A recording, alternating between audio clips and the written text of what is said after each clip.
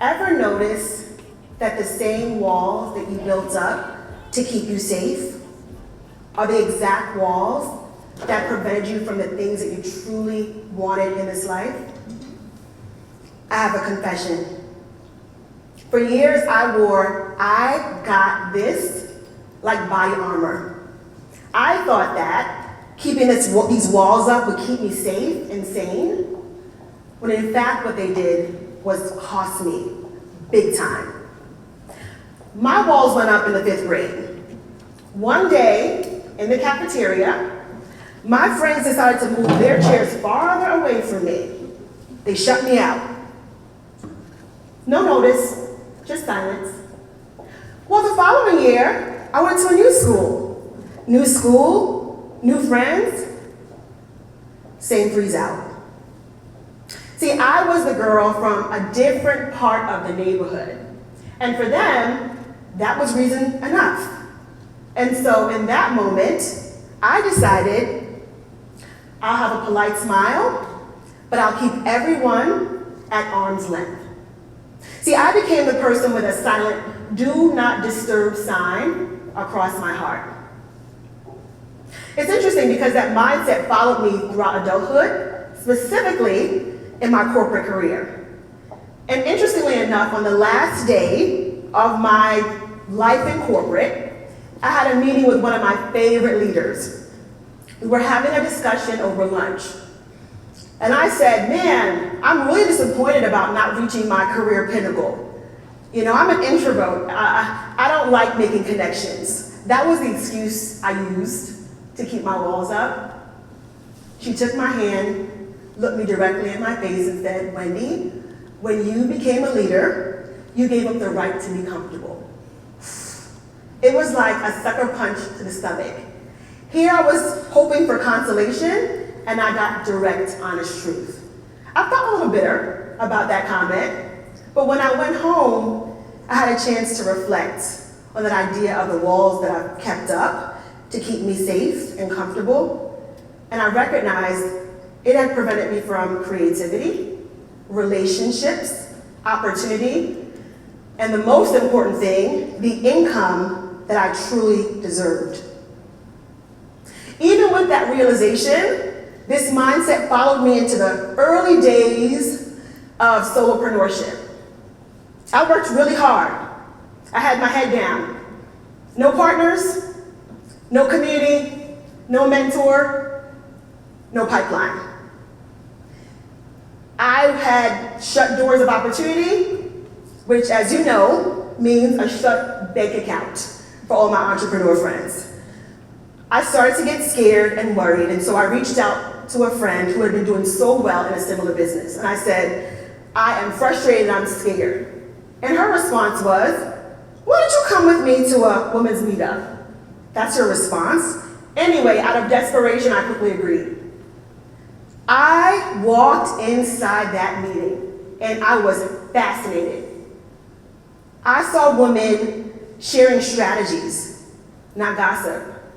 I saw women engaging in camaraderie, not competition. And after weeks of attending those meetings, those conversations turned into strategies and even fresh income. And that's when it really hit me that maybe I need to move away from these walls and get into community. I recognized in that moment that these walls had been keeping me stuck. They had been serving as a fortress to stagnate and stifle my career growth, my entrepreneurial growth.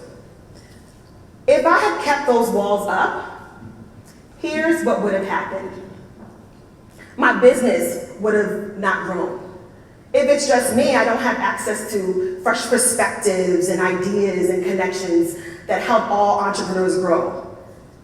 Most importantly, and a lot of you can relate, I didn't have that 2 a.m. call a friend, okay? As you know, as an entrepreneur, things are unpredictable. We get in crisis mode, so I wouldn't be able to call someone to help me when things get tough. The last thing and the most important one was those wounds wouldn't have healed. I would have continually lived in a space of keeping these walls up to keep me safe, and it would have destroyed my professional life and also my personal life. There's some good news though. Here's what happened when I let the walls down. Out of nowhere, opportunities start to show up. People are referring me to gigs. I'm getting booked, which means I'm finally getting some income. Not only opportunities, but people started to show up as well. I recognized that women weren't there to trip me, they were here to support me, similar to the women that I have in my community that are here with me today. And lastly, all of you know this, the impact. When you connect with a group of badass women and you combine your strengths, there is nothing you can do. Now remember, I wasn't used to community, so I had to create some habits for me to live in a space where I connect with others. So I created a framework called RISE, 4 simple habits that help me and can help you cultivate community with safety. The first one is R for reach out, which means if I meet someone, I'm sending you a DM, a text, an email, a phone call within 24 hours because I want to cultivate the connection. I stands for invest. You recognize that all of your great relationships, you have to invest in it. So that might mean me scheduling 15 minutes on a Friday to check in with a colleague to see how she's doing, celebrate her successes, check in on her. The next one is S for share. We are all a brain trust of information, and there are resources and connections and insights that we have that we should be sharing with each other. The last one is elevate. You are in rooms and connections and relationships where not everyone has access to. Drop the name of the woman that you support in those spaces so that their voices can also be amplified. I want to leave you with 3 things that I want to challenge you to do to ensure that you step into this space. They're small movements, but big compounds, okay? Are you ready? The first one is 1, reach out.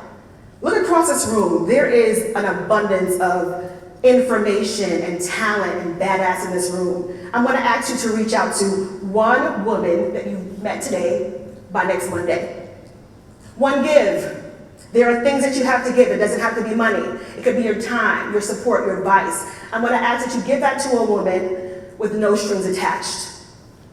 The last one is 1, gut check. Those thoughts sometimes haunt me and make me want to go behind those walls. When that comes up for you, I want you to create a mantra. Mine is growth over comfort.